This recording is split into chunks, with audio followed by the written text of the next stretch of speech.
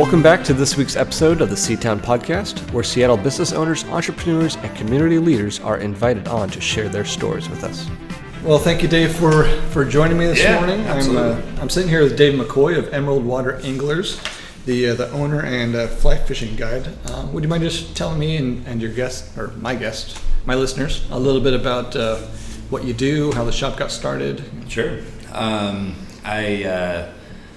The simple part of it is I own the retail storefront for Emerald Water Anglers. Emerald Water Anglers started as a guide service here in Seattle.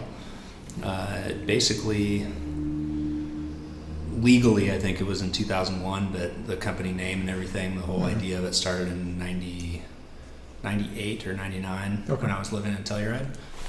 Grew it as a guide service until about 3.5-4 years ago.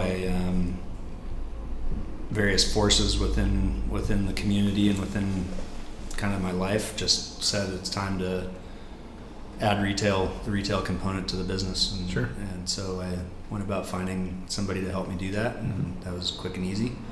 And boom, we opened a retail storefront. Nice. So the retail space has been open, 3 years now? About 2.5. About 2.5. Yeah, I think the store actually opened on July 18th, 2.5 years ago. So. Okay. So before the retail space, you were spending most of your time doing guide service stuff? Okay. Guiding and international travel. Okay. Yeah.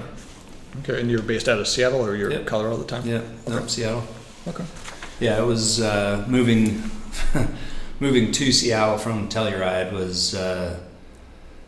was basically my girlfriend at the time, now wife, saying, I'm done with you being a ski race coach and chasing you around ski towns. It's time for me to advance my career, and let's move to a city where I can actually do that. Okay. So we looked at Denver, San Francisco, Seattle, and friends from Telluride had already moved here that were part of our kind of core nucleus, a group of friends. And, so the move was really easy, and really the guide service was just a way for me to hold at arm's length the idea of having to get a real job after having been a guide and ski race coach for the previous 10 years or 15 years.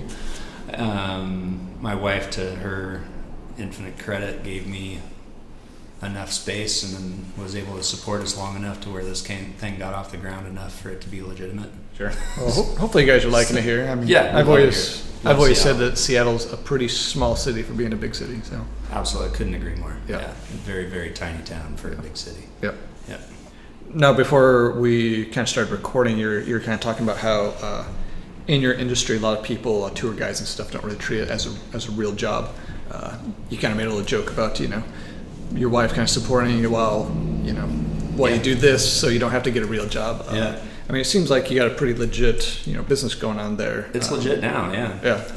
I think in my head it was always intended to be legit. I really felt, when we came up here and I took an earnest look at what surrounded Seattle before we moved here. At least at that time in the late 90s, the opportunities were abound for something that I did. At that time, for those who don't remember, internet was really still quite a bit in its infancy. Sure. Yeah, it wasn't much going on. Not much at all. In the late 90s, yeah. I mean, I was fortunate enough to move here and immediately start working at REI at the fly shop that they had for a short period of time. And I remember every person that walked into the fly shop, I'd walk them over to the floor computer, show them our website, and at the end of the day, I'd go home and I'd look at our statistics and I'd be like, sweetie, 9 people looked at the site today. Sure. Yeah. Success. Yes. Yeah. I mean, there were so few fishing websites on the internet back then. That was crazy. Sure. And it just exploded. Yeah. Quickly. And fortunately, I was in at the right time, and I was in an area that was going to be ripe with opportunity if we played all of our cards properly, and I think we have. So. Right. Well, it seems like the fly fishing community is pretty tight. I mean, like we talked about. My dad. Tim. He's been fly fishing forever, and so I've always kind of been around that. And he's always subscribed to fly fishing magazines and websites. I think he has his own website on fly fishing and blogging and stuff. And so no matter where we went, whether it was in Iowa where we were born or out here, it always seemed like he was pretty involved in that community, and everyone knew each other. Yeah, I think that's if coming from the ski race community, which is also a very small, tight-knit group of people, the want to land in a new industry that had a similar social topography to that was very inviting. I wanted to be in a place where, number one, I felt like I knew people, and by knowing people was able to open doors and, proverbial doors, and accelerate my career by being who I was, being honest about what my intentions were within the industry and the sport, and using those connections to help further what I was trying to do. And this industry, if you do it well and do it right, is very easy to move your way up the ladder that way. Yeah. It's getting a little more difficult because there's a lot more people trying to do it now, I think. But very welcoming, and still, 100% at the time, and still to this day quite a bit, it's on a handshake. There's not a lot of contracts signed in the industry affirming a verbal relationship. It's, I trust you, you trust me, we good? Okay, cool. Sure. Which is pretty unique. Yeah, no, it totally is. What do you love most about your business, about what you do now? Boy, it's a great question. I'll preface the real answer with a little bit of, I seem to get about a 8 to 10 year itch where every 8 to 10 years I start to get antsy in what I'm doing and find some new direction to move myself in. What I love about what my business affords me is the opportunity to scratch all those new itches at the same time. I'm a photographer. I write, sort of write, travel a bunch, help develop product for companies I believe in. So I get the opportunity to do more than just fish and guide. Sure. And I love that about it. Yeah. And still reside within our sport, not having to branch out of it at all. So it's great. Yeah. For that. Yeah, that's awesome to be able to do what you love, but then not ever get mundane because there's so many aspects to it. That's well put.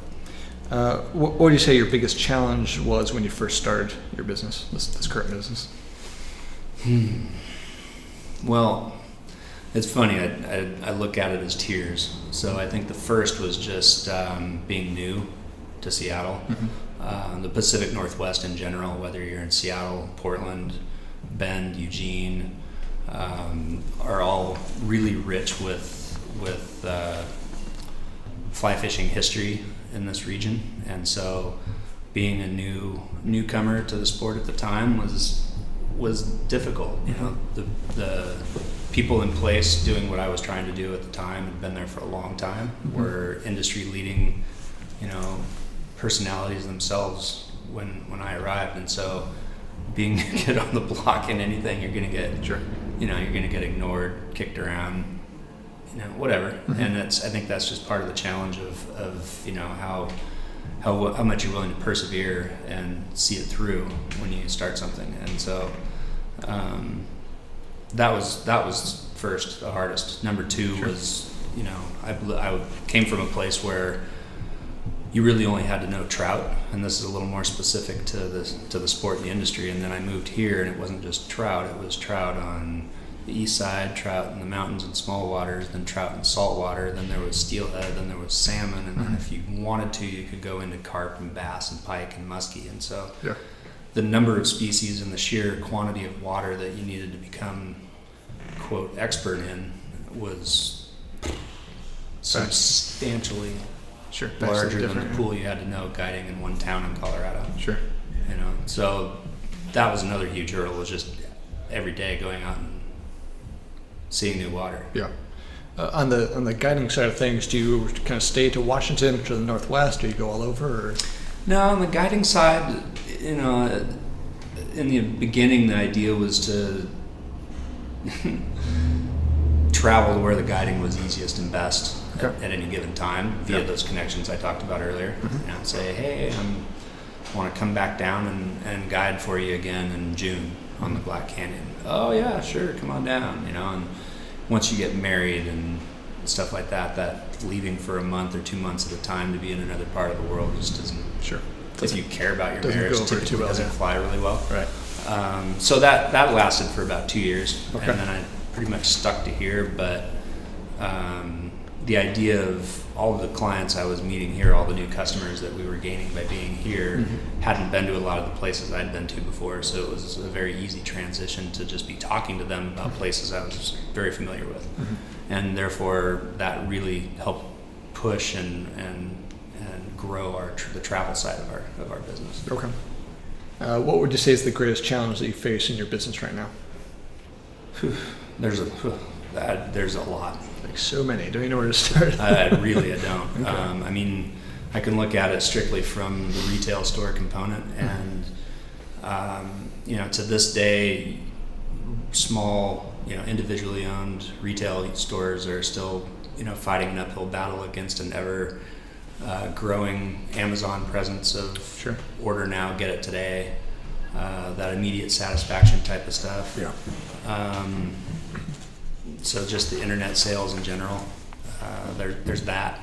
Number two, resource management in the state is under a lot of pressure and under fire from all different directions. For steelhead, our state fish, are endangered in a lot of the different rivers, so that's creating closures on a lot of the water we rely on for local business at times. Yeah. And then, in all honesty, and for better or for worse, and I think eventually it'll start to move out of this, but you're still dealing with a fairly sizable component of the industry that doesn't engage in the internet very much. And with phone books and newspapers becoming more obsolete, there's this stopgap in there where it's really difficult to still reach fly anglers to let them know that you're there. Okay. And so I think we still, even after 2.5 years of a retail store and 17 years of being in business, we still have somebody come in every day that says they fly fish and is like, never heard of you guys. I'm like, wow. Interesting. It sounds like it's because, a lot of your presence is online. You're not necessarily pulling full page ads and the Seattle Times or some other. We're definitely prints, not doing the newspaper, and sure. I wonder if that would even solve that problem. I don't know. Hard to and say. It's a pricey gamble to make. Yeah. I just don't know that there's an easy answer for that other than sure. every opportunity when somebody says they've never heard of you before. That's a first impression. Let's make it one hell of a good one. Sure, makes sense. Yeah. You're, I guess, doing something right, or maybe it's just chance. But they're coming into your store, so they have to. It's chance. I guess they could have just drove by. But that's what about half of them say that. They're okay. like, I'm blown away. There's a fly shop in West Seattle. A lot of them, funny enough, are people that grew up here in West Seattle. Sure. And so they're here visiting parents that still live here or something like that, and they literally were driving by. I was like, I had no idea you guys were here. Huh, interesting. I'm like, okay. Yeah. I saw you guys first when, so last year our son went to Hope Lutheran, right across the street, so spent a lot of time in traffic going, down that street. And I'm like, oh, look at this place. I asked my dad, hey, you know about this place? He's like, oh yeah, I go there all the time. Yep. And, he lives over the east side. So. Yep. Still comes over to see us. Yep. Appreciate that. Yep. What do you say your business is known for? What sets you apart from others in your field? As far as I know, you're the only fishing shop in West Seattle. Yep. But obviously it's Seattle, so there's, lots, including REI and other big players, Well, I think I'll try to be as objective about this as possible. I think our customer service, and it mostly comes from just who trained me in the industry to really pay attention to the details. That's really where we spend a lot of focus in who we hire, why we hire them, how we train them, and what our expectations are for people that come in the store, go on trips with us, travel with us, even phone calls and stuff like that. I think our customer service is as good as it gets, to be completely honest. And it's particularly in this region. Yeah. Beyond that, I would say that I've got a staff that is extraordinarily well traveled and versed in different parts of the world and different parts of the country as far as where they've guided, where they've fished, where they've traveled to. Yeah. I feel that's important. They just bring more to the conversation when sitting at a table with somebody talking about they were sitting in the store talking about fly fishing. Sure. Commonalities. There's just more possibilities for them. Yeah. And to brag a little bit, we've got 6 published photographers and 5 published writers on staff. Nice. That have been recognized by any number of the different industry publications and even outside of the industry for that matter. So I think we've got as good a staff as you could ever hope to have. Sure. That's great. Yeah, I'd imagine the people drawn to work at a retail fly shop would be people that are passionate about fly fishing outdoors. Everything goes along with that. So that's the people that want to work there. Yeah. Yeah. I mean, that's what I imagine it would draw. That. I mean, I'd imagine you're not getting a lot of high schoolers, with their first job. Oh, do you? Okay. Oh yeah, you get a few. Okay. It's setting the bar for who you're willing to hire. Sure. I don't want to. We could easily hire people that are going to be, not that I'm saying that they wouldn't be fine employees, but I want those that aspire to something bigger. Sure. Within the sport. Yep. Like, it's one thing to just be the shop jockey and you're in there and you got your hat sideways and you got to chew in. And you kind of look up every now and then and say something to somebody. It's another thing to be clean cut, look professional, Sure. be well educated and articulate, and be able to hold a conversation with anybody at any given time about just about any topic that there is out there. Sure. And that's more what I'm looking for with our staff. And that's not easy to find. Sure. Actually. Did crafting that standard and that idea come from prior experience of what you saw in the industry or jobs you worked, or? That's a good question. I think that at first I wouldn't say that was necessarily something that I had in mind. I think after I'd worked for a company in Vail and a company in Telluride, I gleaned some of the important attributes that I was taught and trained from each of those companies and sort of melded them together to come to this idea that customer service is about more than just the actual service part of it. It's really about trying to make everything from beginning to end be as absolutely seamless as possible through every possible method that you have control over. And you're talking about a sport that you don't necessarily have a lot of control over. Sure. Big aspects of weather, fishing, angler ability. Right. Weather. Yeah. Weather. Sure. So, I think I came to it pretty quickly when I moved here, because then I was in control of myself. Sure.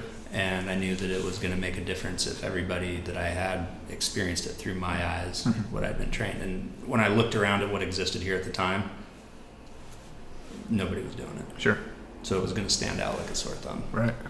I mean, that sounds pretty awesome. I mean, it sounds like what you've created there's a good solid culture, with the staff and with the kind of establishing a consistently high user experience, client experience. Yeah. So, I mean, that'll definitely make you stand out in the retail space. Without question. Yeah. And we've got, I think, 5-star ratings on every single one of the public mediums you can get rated on out there. I don't think that's by accident. Yeah.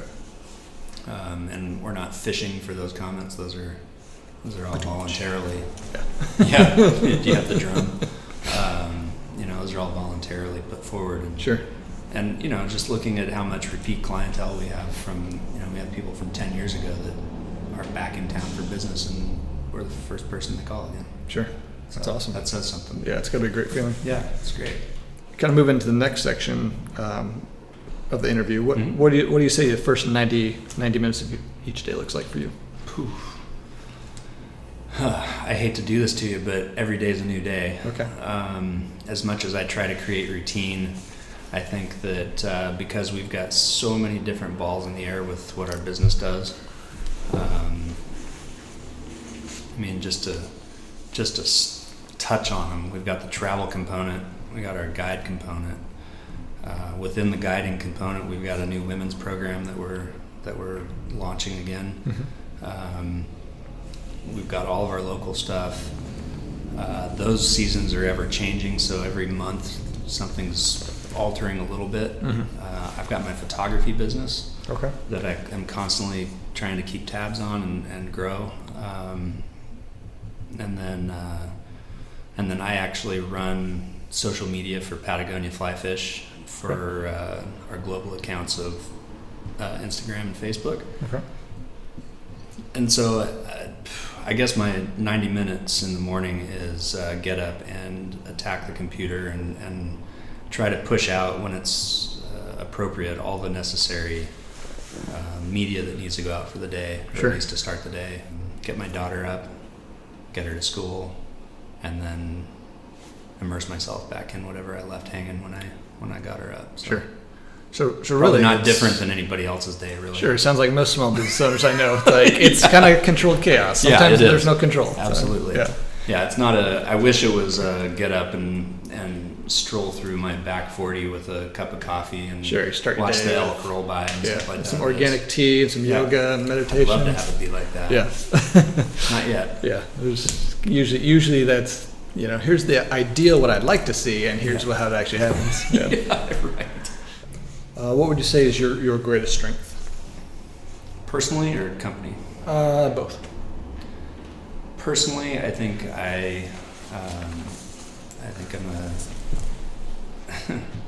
and some people will probably cringe at this, but I think I'm a very, very good salesperson, just because the selling for me isn't necessarily the look at an immediate need for you to buy something or spend your money here. It's more a building of a long-term relationship where I'd rather have the conversation with you and have you walk out with nothing right now, knowing full well you're coming back because I was absolutely as objective as possible about what you were asking about. Sure. And just trusting that the recognition of that is gonna bring him back, because that's what you'll expect to get every time you come in. Sure. They could feel you're there to help, not to sell them something. Yeah, exactly. And I think that's a really hard thing and I've worked in sales in a multitude of other regions growing up too. And that was definitely not looked favorably upon at Nordstrom and other places. It was, at least at the time, 20 years ago, it was, you sell them stuff now. Sure. They don't walk out without buying something now. Right. And so it's just putting the trust and putting it out there on your shirt sleeve that I'm doing this because I love it, and I know you're gonna, I know that what I've told you is going to help you, and therefore I know you're going to want to spend your money with us. Sure. Putting the emphasis on the relationship building, not on the making the sales. Which maybe unintuitively leads to better sales, not the hard close. Yeah. Well, I think the thing that, and there warrants the conversation of do you sell somebody the $100 rod versus the $900 rod, and how did you where was the fork in the road that took you there? Sure. And it's a tight line to walk. I'm not going to lie about that.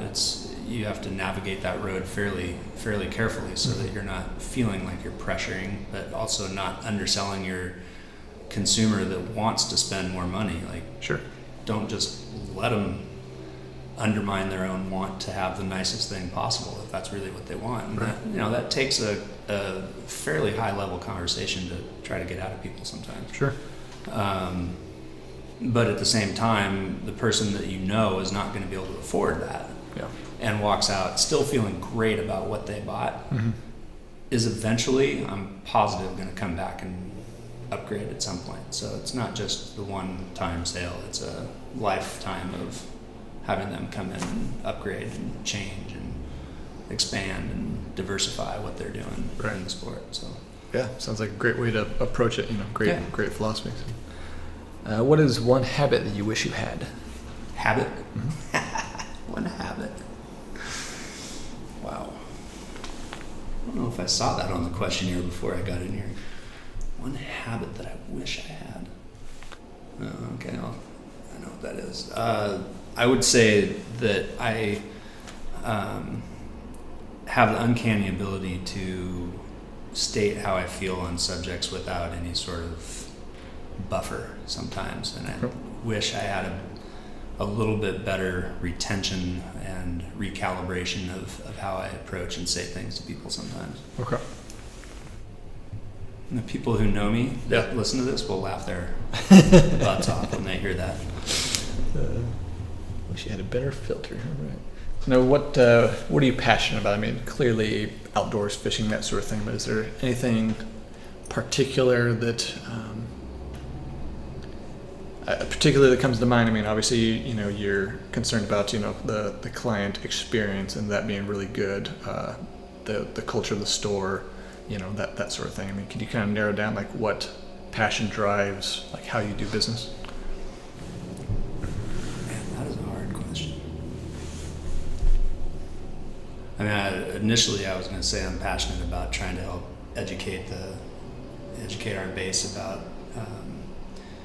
the legitimate state of our fisheries in the state, and help them understand that each and every person that learns to fly fish can be a steward of our fisheries, and they need it.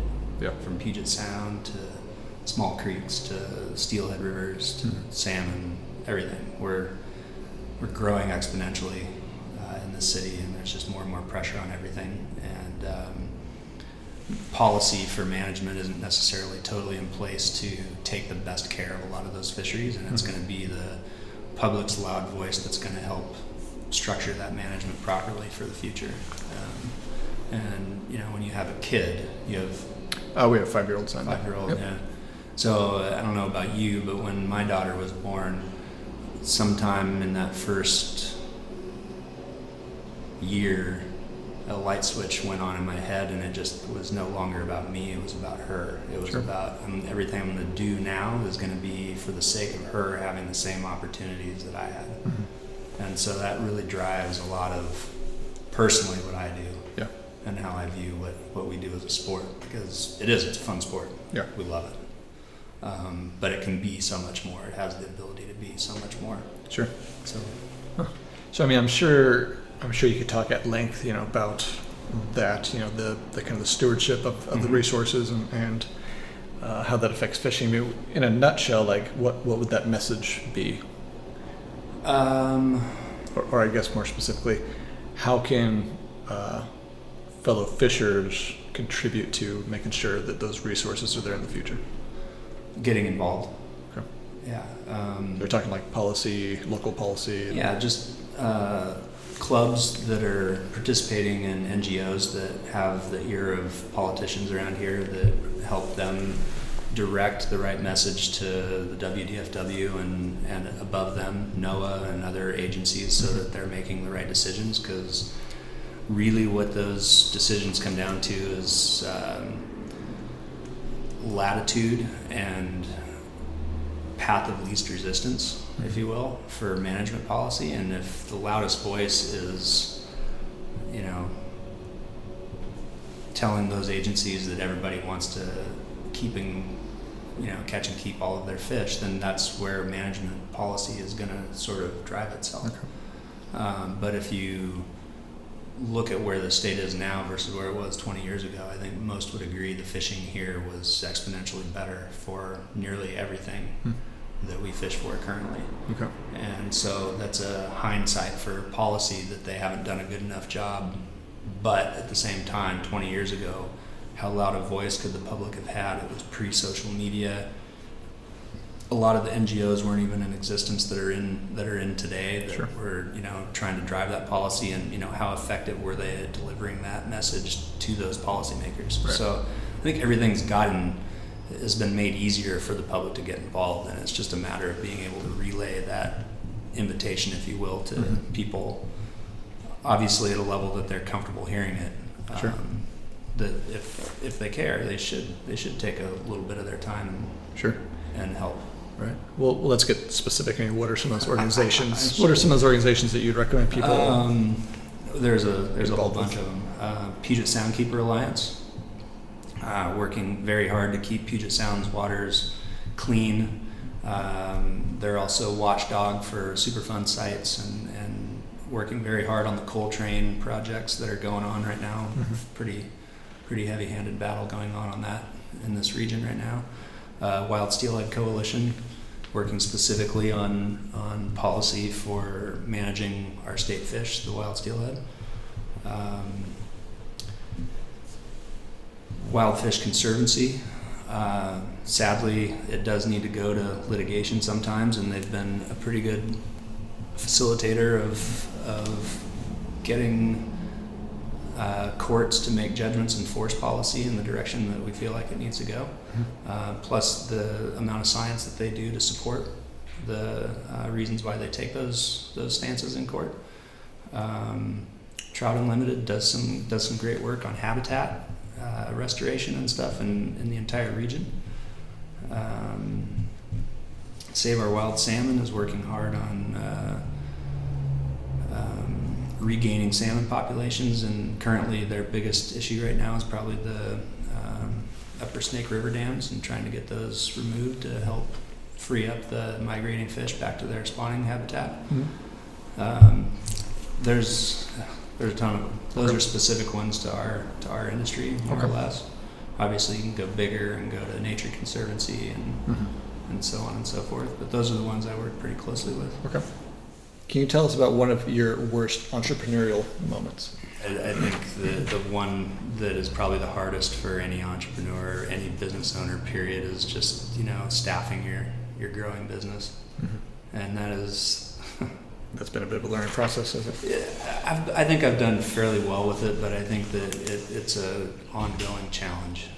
I think your business is always, especially when you started, it's always you, and it's always going to be nearest and dearest to your heart. Yeah. But as soon as you get even one off from you, that passion is very difficult to run through the veins of somebody who's just working for you.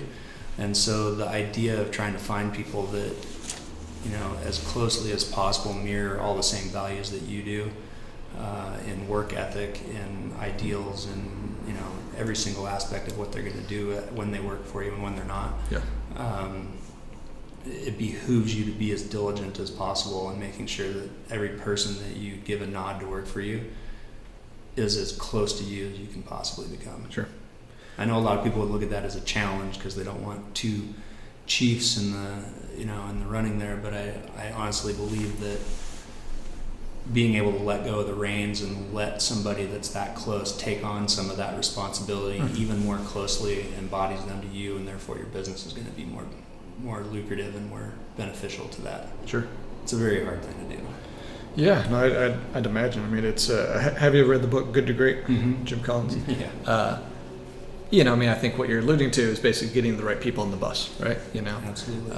And then obviously the ongoing question is, well, how do you then take that and develop a culture to, get them the rest of the way there, It's hard. Yeah. I guess looking back on, that one of your biggest challenges being, staffing, is there any specific lessons you've learned, in that process? In the staffing process? Yeah. I was thoroughly thrown under the bus by a former employee, and in a number of different circumstances, undermining other staff that looked up to him for guidance because he was a senior guide with me at the time, and just decisions he made on his own behalf because he knew he was exiting, and I didn't realize that he had already been doing his own thing for probably 6 months to a year before I let him go, and I still hold that grudge to this day. Sure, I'd imagine it'd be challenging. Undermining your business and totally undermine my business. Yeah. And I got emails constantly for a while from people trying to get a hold of him, and I'm like, oh yeah, well no, it doesn't work for me anymore. Yeah. I would also say that it would really be it would have done my company no favors to have held that burden and applied that to everybody else that I hired afterwards.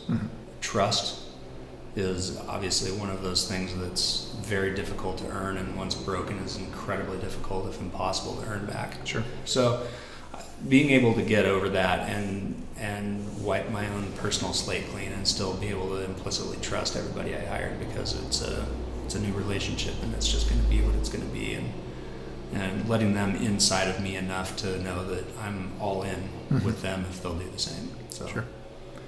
Yeah, I mean, it sounds like it would be a tough challenge to kind of get past, and I still have a hard time with it. Sure. It's been 10 years. Yeah. Well, on the kind of, I guess, the flip side of that, there's obviously great moments, with owning a business and be able to direct, kind of your destiny. What would you say has you give us an example of like a aha moment of, this is why I do this. This is how I define success in my business. I don't think it's anything profound. It's not like a big turning point moment per se. As much as it's, if you could, step out of your body and watch everything going on around you, the store, your employees, the customers, and see the whole machine working,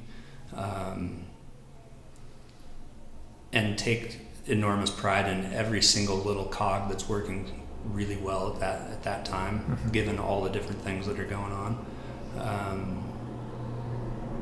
I honestly try not to take any of that for granted. I really try to acknowledge every success at the smallest level possible, whether that's a new person comes in and they walk in just to say thanks for last week, that was great, and that's all they're doing. They're just coming in to say thanks for last week. That seminar you put on was fantastic. That information you gave me was terrific.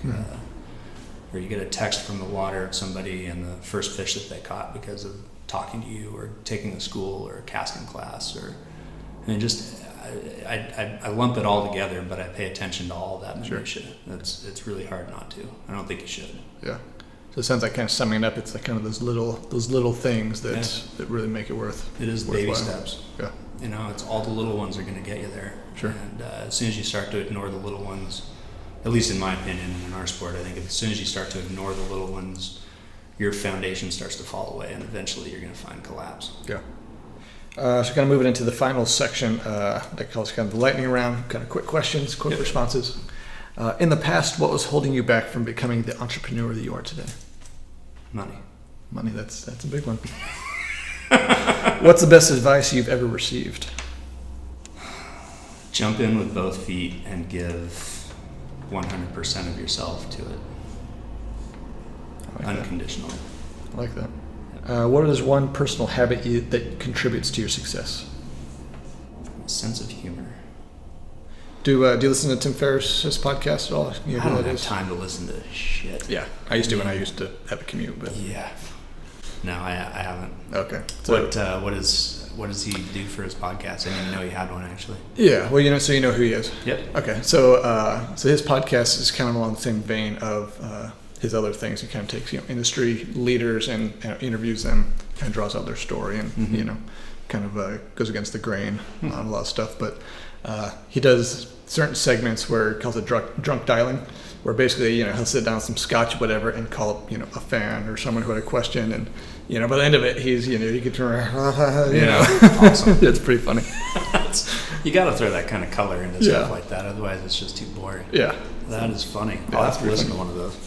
And we kind of mentioned this, I think, pre-interview, but do you listen to podcasts? If you had time, what would your favorite podcast be? I don't listen to much. I don't have time. Yeah. I mean, between running all of the businesses within our business and being a dad and a soccer coach and a husband and a homeowner, and I don't have time to listen to any. The only one I do listen to is within our industry. It's April Vokey's Anchored podcast. Mostly because she's a friend of mine, and I think she's asking the hard questions of some of the more enlightened people in our industry, and with the idea of not just trying to be entertaining, but trying to be informative and move the dial in favor of fish. So. Okay. Cool. If you could recommend just one book to our listeners, what would it be? We'll Let My People Go Surfing from Yvonne Chouinard. And what's that about? A little synopsis. Business. It's a business ethos book on how Patagonia came to be and how he made very difficult decisions on how to do what with Patagonia in the early stages and what his vision for it going forward was. Okay. I'll have to check that out. Sounds interesting. Yeah, that's a good one. In parting, can you share one piece of parting guidance for our listeners? Parting guidance? Yes, impart your wisdom unto us. Okay, well, I guess what I would say is that I don't spend as much time as I used to, but I used to spend a ton of time with people on the water, guiding them. That's why I love the job. I'm a people person, and my ability to spend days and even a week at a time with people in very one-on-one, one-on-two situations, you get to know people really well. And I think while money certainly makes the world go around, I've seen a lot of relatively unhappy people with a lot of money. And so I guess my advice would be if you make a lot of money and you're unhappy, change it. Try something else, huh? Figure out something that you really want to do and throw yourself at it and see what happens. Sure. You only have one life to live, so live it. Yeah. I like it. And in closing, what's the best way for our listeners to find out more about your business or get in touch with you? We have our website, emeraldwateranglers.com. Obviously, we also have Facebook and Instagram pages. And that's the best. And if you live here in West Seattle, come in and say hi. 42nd and Oregon. Great. Sounds good. Well, thank you, Dave, for joining me Christian, today. Thanks a bunch, Yeah, man. it's been great getting to know you and you hearing too. your story. Yeah, thank you. Appreciate it. Yep. That wraps up this episode. Don't forget to subscribe to the Seatown Podcast on iTunes, as well as take a moment to rate and review my podcast and share it with your friends. If you want to hear more episodes or find out more about the podcast, you can go to the website at seatownpodcast.com. That's SEA-townpodcast.com. I would also love to hear from you, the listener, with any suggestions or feedback you have for me or recommendations for guests to invite on the show. You can email me directly at christianharris@seatown.com. You can also find out more about me and other projects I'm working on by visiting seatown.com, SEA-town.com. Thanks for listening.